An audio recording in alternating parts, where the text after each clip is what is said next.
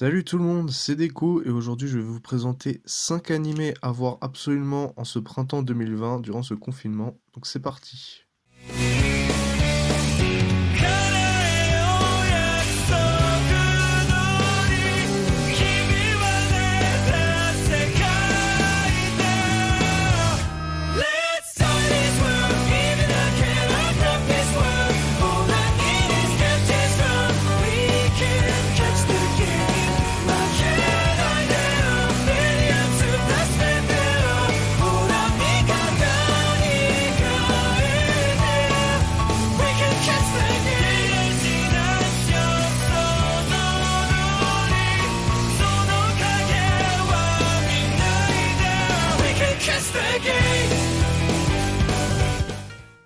Et donc pour commencer, on va avoir droit à une deuxième saison de Baki, exclusivement sur Netflix.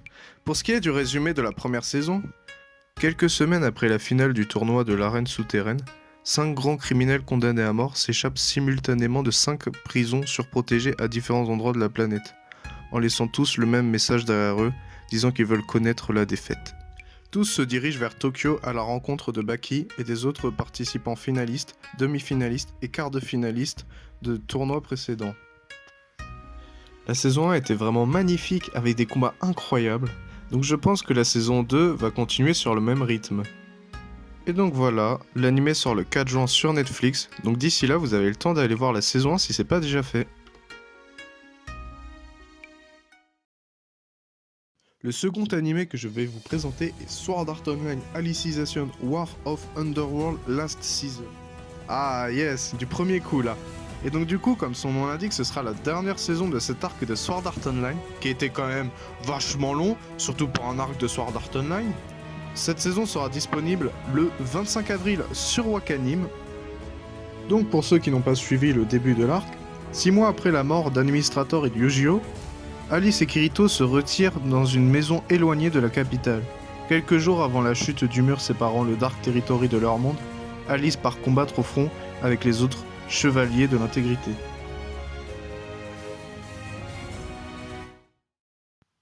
Et donc maintenant on va parler de la nouvelle saison de Food Wars, saison qui sortira le 10 avril sur Crunchyroll. Donc petit résumé de la saison 1. Soma rêve de devenir chef cuisinier dans le restaurant familial et ainsi surpasser les talents culinaires de son père. Alors que Soma vient juste d'être diplômé au collège, son père, Joichiro Yukihira, ferme le restaurant pour partir cuisiner à travers le monde. L'esprit de compétition de Soma va alors être mis à l'épreuve par son père qui lui conseille de rejoindre une école d'élite culinaire, où seuls 10% des élèves sont diplômés. Donc que dire de plus à part que cette saison je l'attends impatiemment et que je ne sais pas du tout à quoi m'attendre. Et maintenant on va parler d'un animé qui débute demain. Cet animé sera disponible sur Netflix et a été fait par les studios Trigger. Donc forcément à partir de là, ça éveille ma curiosité. Donc voilà un bref résumé. Au XXIe siècle, alors que leur existence avait toujours été cachée, surgissent de l'ombre des animaux anthropomorphiques. Michiru, une jeune humaine, se transforme un jour en tanuki.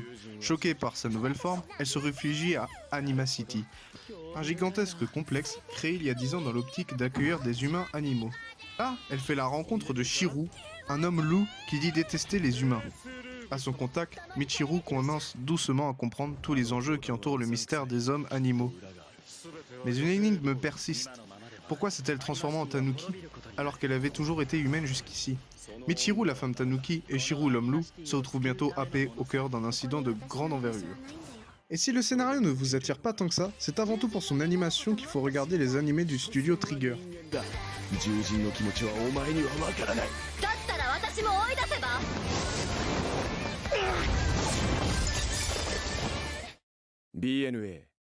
BNA2020 年4月からフジテレビプラスウルトラほか各局にて放送開始。 Pour ce dernier anime, nous allons parler de Tower of God.